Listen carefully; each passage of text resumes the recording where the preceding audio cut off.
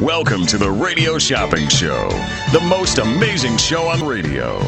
The Radio Shopping Show is a fun and unique way to save 40, 50, 60% or even more on travel destinations, family or fine dining, entertainment, auto services, plus thousands of other items.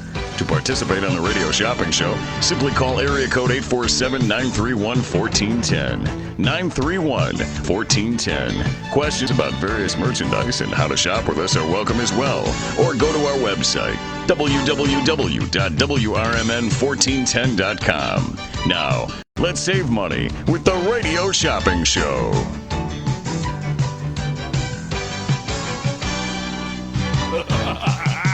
Guess what today is? All right. It's hump day. Welcome back to the Radio Shopping Show on this hump day. Uncle Gare with you today. I've got a real special guest, and you've heard of him for years. Maybe not Brian, who I've got in here today, but Illinois Railway Museum in Union is the nation's largest train museum. And it's really something to see. I've spent some time out there myself. And it's really a labor of love when you think about it. I've got Brian in here, tour guide for the Illinois Railway Museum in Union. Welcome, Brian. Welcome to the show. Thank you, Gary. It's a pleasure to be here. Yeah. Your studios are wonderful here, looking out onto the main street. It's gorgeous. All we need is a train. Actually, we've got a train that, where the train runs, right behind us here, kind of. Yeah. No, that's... So every now and then you'll hear the train. Yeah. That's actually a very important historic train line. That it is. Well, tell me a little bit about the Illinois Railway Museum. First off, how'd you get involved, Brian? Were you a toy train enthusiast, or how did you get involved with this? Well, actually, I wasn't. I didn't live in the area for many, many years. Mm-hmm. Kind of retired and came back to the area to help my mom, who's up in Woodstock. So it's not far. Not far. And a friend of mine goes, Brian, you need to get out of the house. You got to get away from just taking care of things here. Do you realize there's a railroad museum about 3 miles away? Yeah. And I went out there. That was only like 3 years ago. And I met another gentleman there, Steve, who's probably listening to the radio right now. And we came to a realization that the museum needed more people. The museum was so oriented around the trains, restoring them and running them. They had built this enormous museum campus, but they didn't have people out there really interacting with the visitors. So you needed more people. Yes. Well, I've heard that they expanded both the grounds and the number of trains they've received over the years, and I guess that would mean more volunteers needed and that sort of thing. Tell me a little bit about the grounds. For those of you who haven't been out at the Illinois Railway Museum, they've got so many different trains there. Yes. Maybe you can expound on some of that and how big the place is, too. You hit the nail on the head. It's a big campus. You call it a campus, and that's kind of an accurate description of it. Yeah. Well, I'm coming to feel a more accurate description is actually to describe it as a small town. Yeah. It's got over 30 buildings covering 120-some acres, 2 miles of streets, at least 15 miles of train track. We've got stores, libraries. We got museums within our museum. We have a total of 19 different buildings that people can go through. And from what I understand, there's enthusiasts from all over the world that come. Sometimes it seems like we have more visitors from overseas than we do right? from McHenry County itself. Yes, this year I'm out there and I try. My main job at the museum, then especially on the weekends, is to just stand out there and meet people. Welcome to the museum. Mm-hmm. And so one of the standard questions is, where would you guys come from today? And you get a guy. So we're from Germany. We planned our trip to the United States. We wanted to see a railroad museum. We decided this one was to come to. Wow. One day we had a guy from Australia this year. He comes walking up to me and he says, I just took a taxi all the way out from Chicago.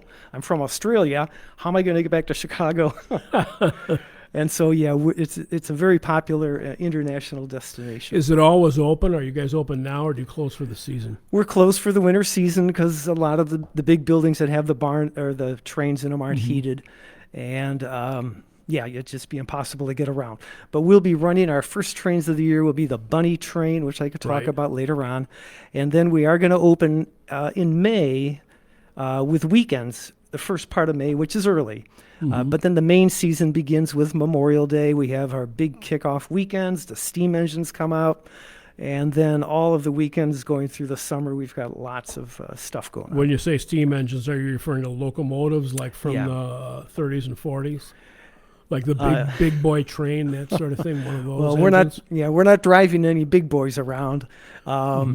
Actually, most railroad museums actually operate, if they have a steam engine to ride, it's usually a pretty small one. In our museum, we have 2 operating steam locomotives. One of them is a little Shay, which is an interesting machine because it has vertical pistons, which is very unusual.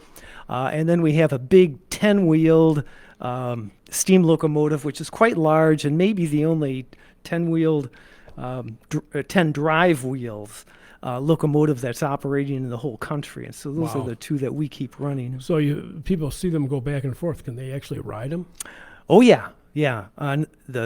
On any Saturday and Sunday between Memorial and Labor Day, those steam locomotives are taking people for rides on our 8-mile track from the train station, hooked up to some beautiful passenger cars. So they'll be sitting in my guess is restored passenger cars. Yeah, exactly. Yeah. Right. That match the train. And then talk a little bit about that. Now, there's a lot of restoration that goes. There has to be, and it's got to be an ongoing thing. Through it's like building. If you've been out to the Black Hills in South Dakota, you see they've been working on that Crazy Horse monument for years and years and years. I get the impression that the Illinois Railway Museum's restoring these cars. There's so many of them that takes a long, long time and a lot of volunteers. Wow. Yeah. The museum, in lots of ways, its primary focus is about the restoration and preservation of these vehicles. And the vast majority of our volunteers and all of our revenues that we generate go towards that purpose.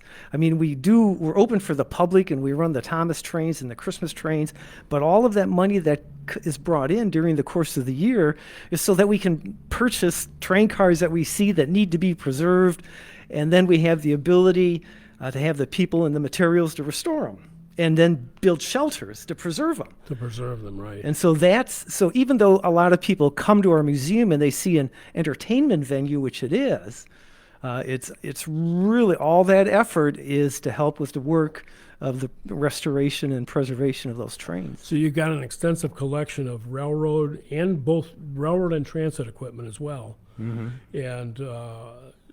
including the rapid transit. You want to talk about that? I know that we've got our Fox River Trolley Museum here, so you've got some of those too, right? Oh yeah. The Trolley Museum here, just south of Elgin, is a wonderful little museum.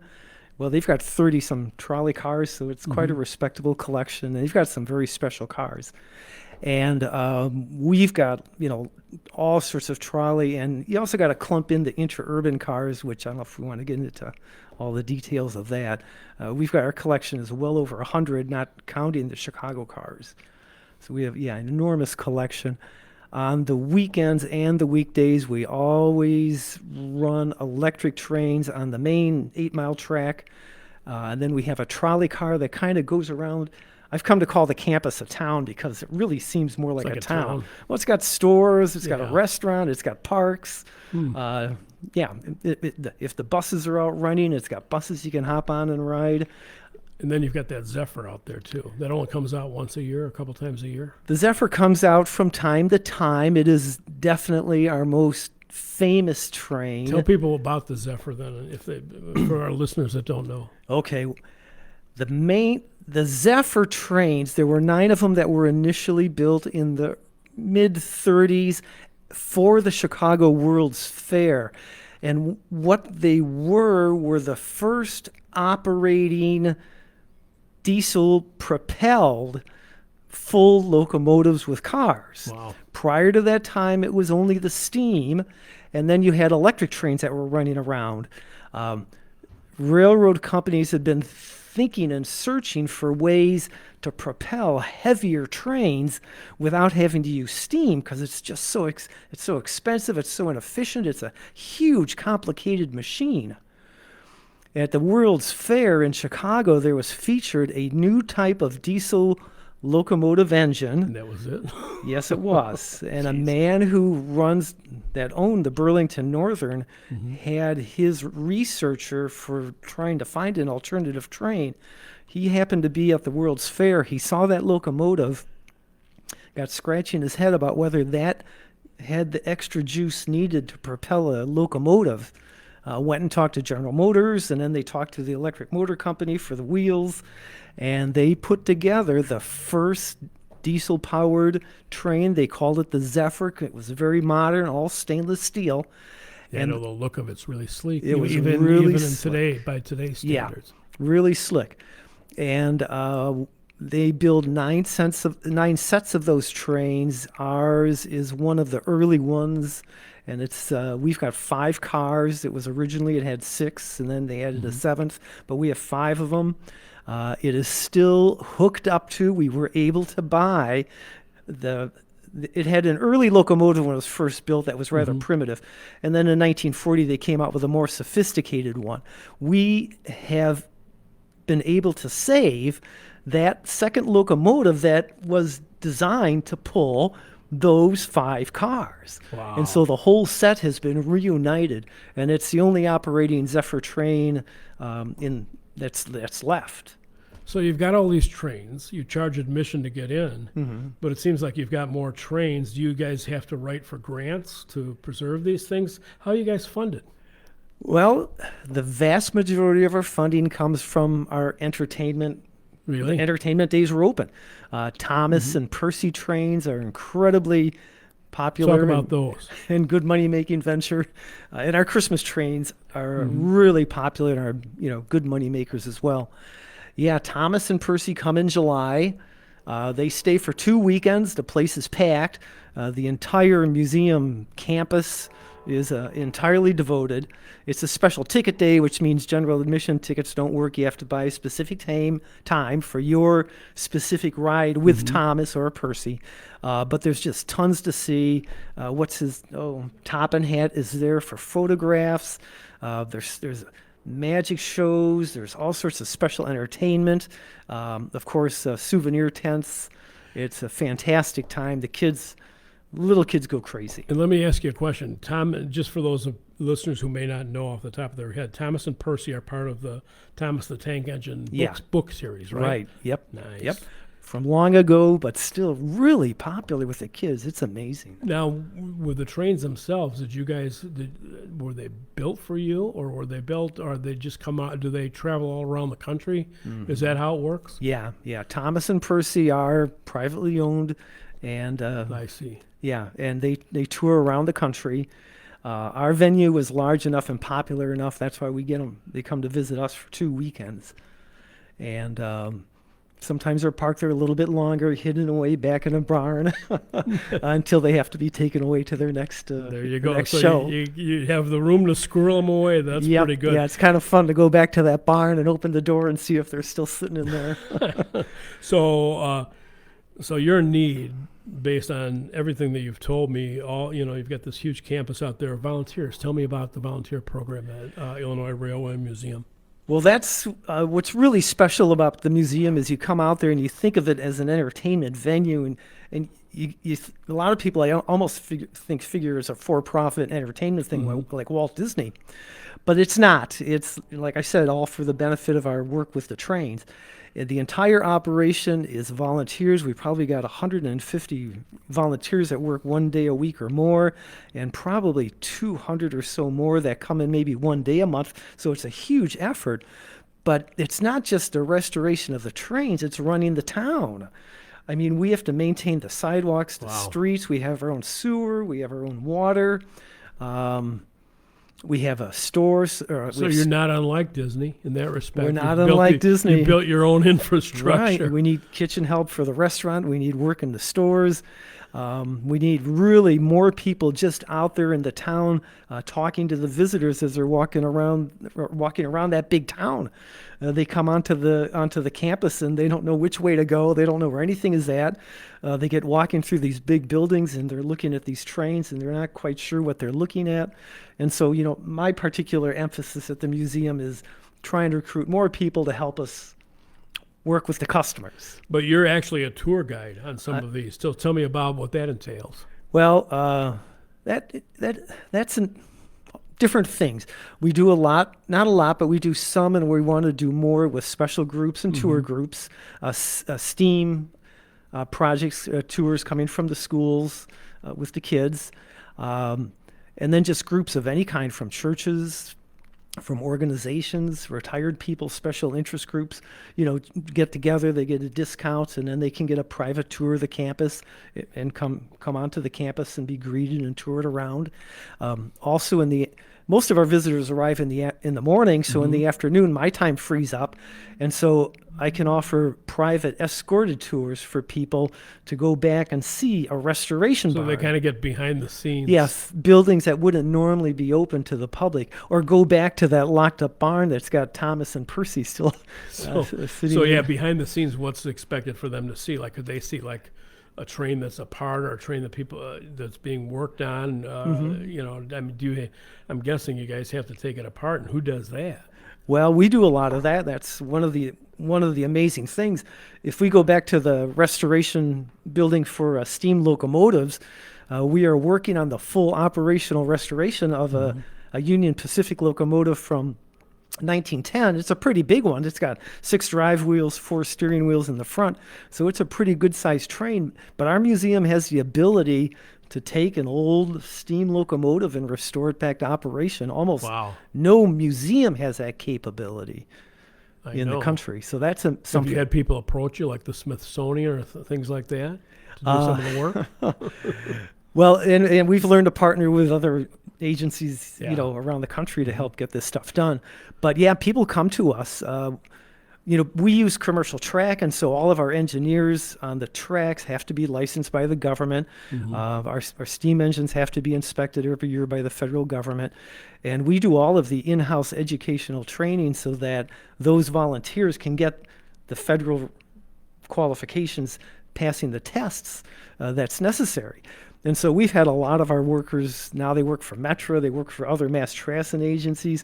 Walt Disney's taken a few of our steam guys. So they have you actually have to have a federal certification, and that's to actually work on these locomotives, right? Well, mostly it's to operate the locomotives. Like an engineer. Yeah, like an engineer. Because our main track that we use for our trains is actually commercial track. You're right on the actual commercial. On the commercial track. Who owns those rails? We own those rails now. We bought the right of way, but Did it you? is still a commercial track line. It's the old interurban line that used to run from Belvedere to Elgin.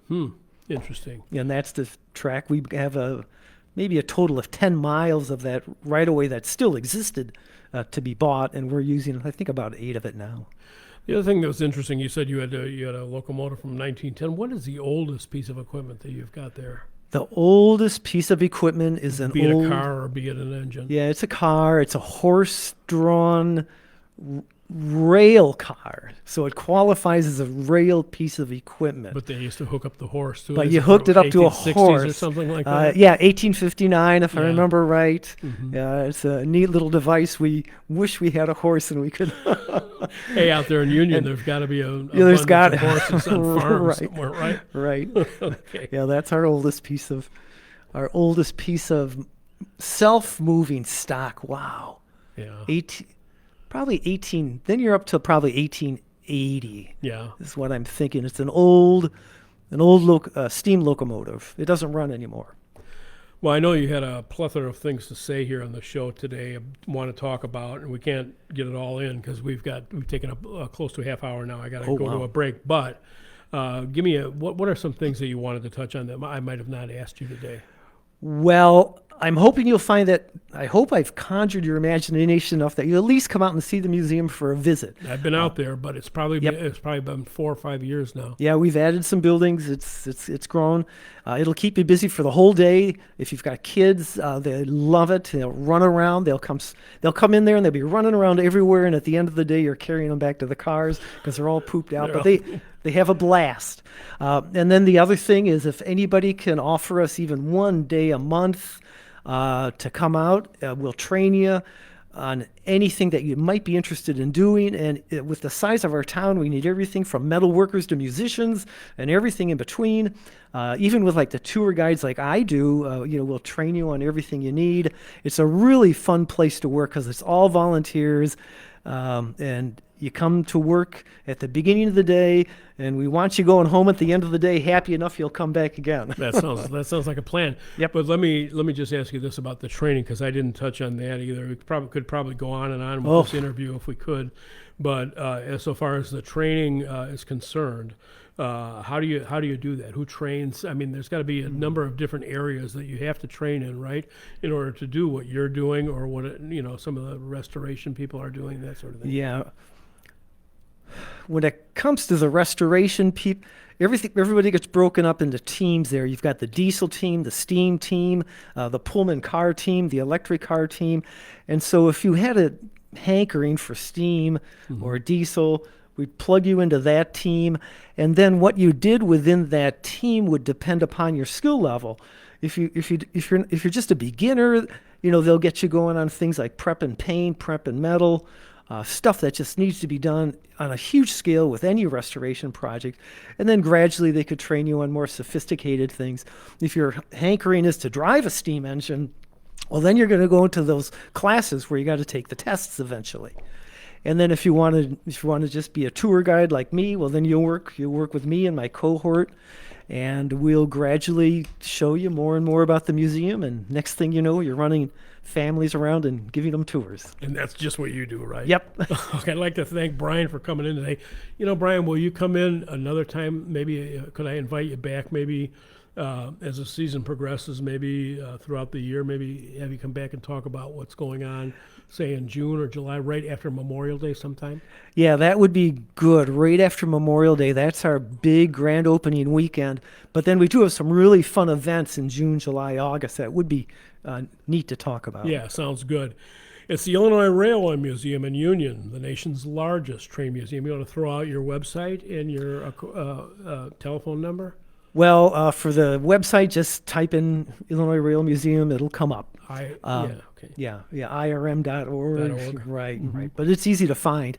If you want to talk to me about volunteer opportunities or any questions, that would just be B, and my last name is NIGBORIRM @gmail.com. They're located right out there at 7000 Olson Road in Union, right? Yep. What's that? What are the cross streets there? Is it by 176, if I can remember right? Or no? Yep. South of 176, maybe a mile or so. It's just east of the town of Union. Yeah. And if you Google it, it'll come up. Sounds good. Thanks for joining me today, Brian. Well, thank you, Gary. I appreciate the opportunity. All right. We'll take a quick break and then be back with more show.